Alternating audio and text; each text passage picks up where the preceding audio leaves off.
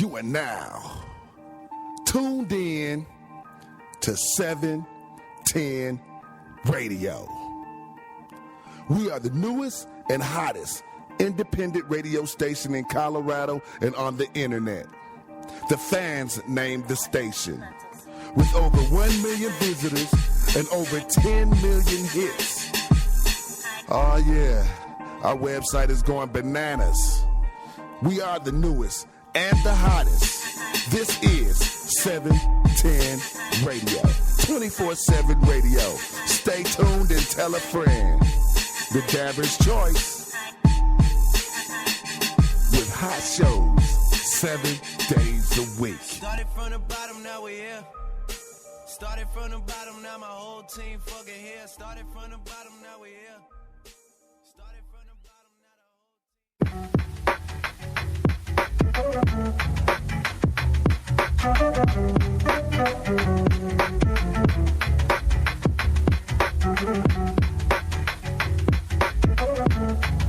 The following program is intended to educate and inform. We discuss cannabis being used as medicine, the culture, science, and controversy of cannabis and cannabis laws. We do not advocate any illegal activity. Moth Networks and their associates do not claim to be lawyers or doctors, nor do they represent themselves as such. All their comments and views are of their own personal opinion and personal experiences.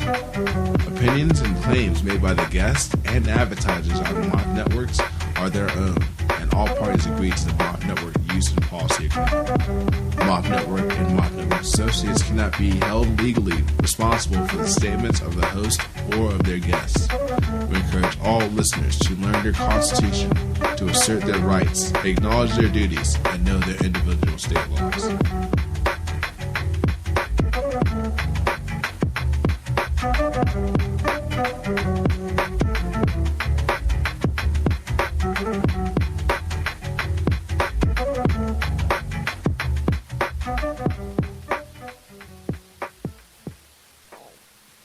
Hi, welcome for joining me today on Kingdom of Healing. This is Kimberly Mateo, and I'm a traditional naturopath and a master herbalist, and I've been in the field for over 37 years now, and I hope that what I share with you will help you and your loved ones overcome your health challenges. I wanted to start off this year with each week going through a specific system of the body, and it's only appropriate to start the first show with the digestive system. And next week we'll go through, the elimination system. And so I just want to help you to understand exactly how things work with the whole all of the organs that are involved with the digestive system, and how the process takes place so that ultimately we get all the nutrients and everything out of our food. The first system really involved with the digestive system that gets everything going is the sense of smell. And you smell something, and it can not only trigger a memory, but it triggers the desire to have something to eat when you smell specific things. And so what happens when you first come into contact with that aroma, it goes immediately to the thymus gland and to the medulla, and it kind of like turns the switchboard on. If you think about the thymus gland or the hypothalamus gland as being the switchboard of the brain. So, and then from out of there, this goes to the rest of the sensory receptors. So what happens is you smell that, the mind thinks about food. If you weren't hungry, you're now feeling hungry, because just the smell of that has caused the saliva to start secreting in your mouth. It's sent, from the sensory receptors, it sent a message to the stomach that food's going to be coming. So what happens is then the stomach wall starts excreting hydrochloric acid, and the pancreas and the gallbladder and the liver start to release the bile and the enzymes, getting everything ready for you to sit down and eat, and for food to make its way down into the stomach and small intestine. So the other organ that we don't hear a whole lot about is the tongue. And, modern day Western conventional medicine, other than looking at the tongue for lesions or, ulcers, they don't really pay too much to the coating on the tongue. And you can tell a lot. You can tell a lot by looking at someone's tongue. Actually, the Tibetan people, it's a traditional Tibetan greeting to stick your tongue out when you come into contact with people. When you're greeting them, everybody's standing around sticking their tongue out. And what it is you can decipher by looking at the tongue kind of what's going on from an internal health standpoint. And so, there's the center muscle, the tendon that runs down the center of the tongue. Sometimes when you stick the tongue out, it can look almost like there's two little bulbs on each side of that. And they call that a forked tongue. And you think about the Indians, and men speak with forked tongue. Usually, were people who didn't hold up to what their word was. And it's ironic that the Tibetan people and Ayurvedic medicine and Chinese medicine, they look at that type of a tongue, a forked tongue, as someone who's indecisive. They can't make up their mind. They can't stick with one thing. So I think that's really kind of ironic. But so the tongue, the sides of the tongue is your liver and gallbladder. The very front of the tongue is your heart. Right, slightly behind that pointed end of your tongue is the lungs. It's the lungs. And then to the center of the tongue is the stomach. And to the back of the tongue is that is where the kidneys, bladder, and the intestinal tract is found.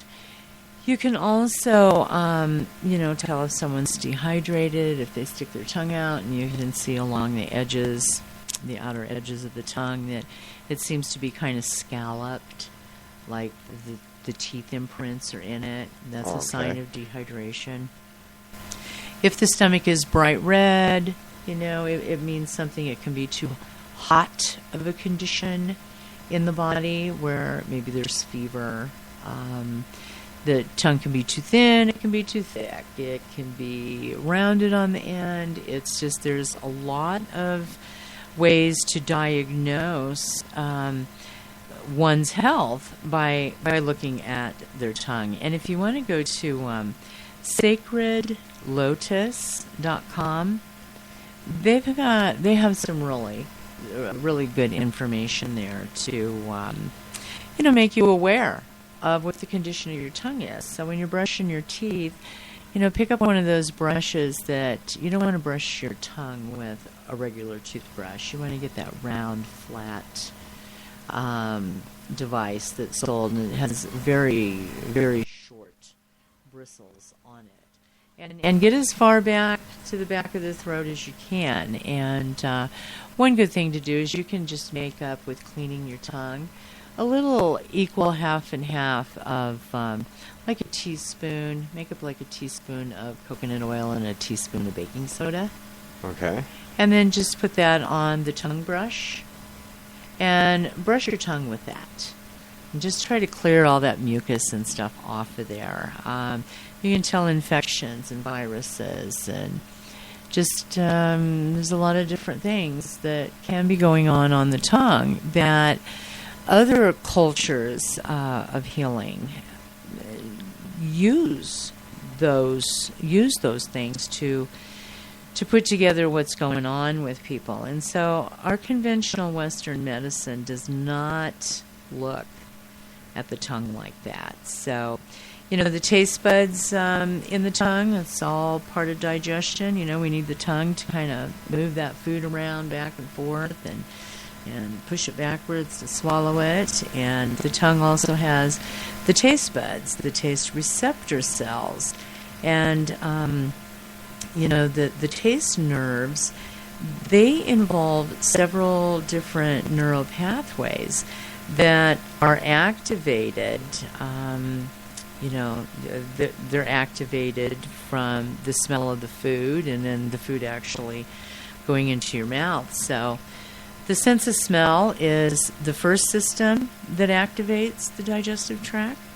And, thinking about food and smelling food, again, it activates the salivary glands, and it starts the hydrochloric acid in the stomach to start getting ready for the food that's going to come down.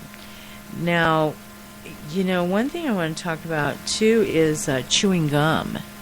And, when you're constantly chewing gum, the whole digestive tract is preparing for food to be swallowed. You're chewing, and you're mixing the saliva with, that has vital enzymes in it. And, you've got all the mouth action is going on, and you're chewing that really, really good, which, I hope that you would chew your food that well, masticate that food real well.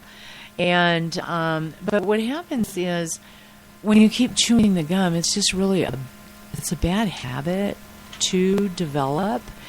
When you're constantly chewing gum, what happens a half an hour later if you have an empty stomach? You start getting a stomach ache. And that stomach ache comes from all those enzymes that have been released in the stomach, and there's absolutely nothing that has come down. So, you end up with a bad stomach ache, and then that hydrochloric acid from the wall of the stomach, that's what triggers all of that. The stomach ache comes from too much hydrochloric acid being secreted and no food that shows up to be digested, start working on. I'm not much of a gum fan. I can only chew it for maybe 2-3 minutes tops, and then my wife and my daughter says, "Oh, you always waste it," But I can't sit there and chew it like you say, for that 30 minutes thing. Oh no, that's way too long for me. Yeah, it does. Your whole digestive tract wakes up and starts getting everything ready to start the process of digestion, and it doesn't end up getting anything. Interesting. So, having this type of a habit, we can wear out the hydrochloric acid pumps on the wall of the stomach by doing this on a regular basis. So it's really not good to develop a habit of chewing gum. The other thing that a lot of people do, and this is something that I learned probably 35 years ago. And that was to not have fluids with your meal. If you're going to have something to drink, have something to drink about 15 minutes before a meal, and wait 15 minutes to a half an hour after a meal. When you stop and think about the stomach, the very bottom of the stomach, there's that acid pool, with all of the digestive enzymes and stuff, and hydrochloric acid. And, what ends up happening is you can dilute that pool, So here you're talking, you're smelling all the food, you're looking at food, you're seeing food if you're out to eat. Yeah, it's like, do you feel really bloated when you're done eating? Do you feel like, okay, I've had enough and I'm miserable? A lot of times that can be the type of food that you're eating, but it can also be diluting those digestive juices. So at first I thought, oh my gosh, how am I going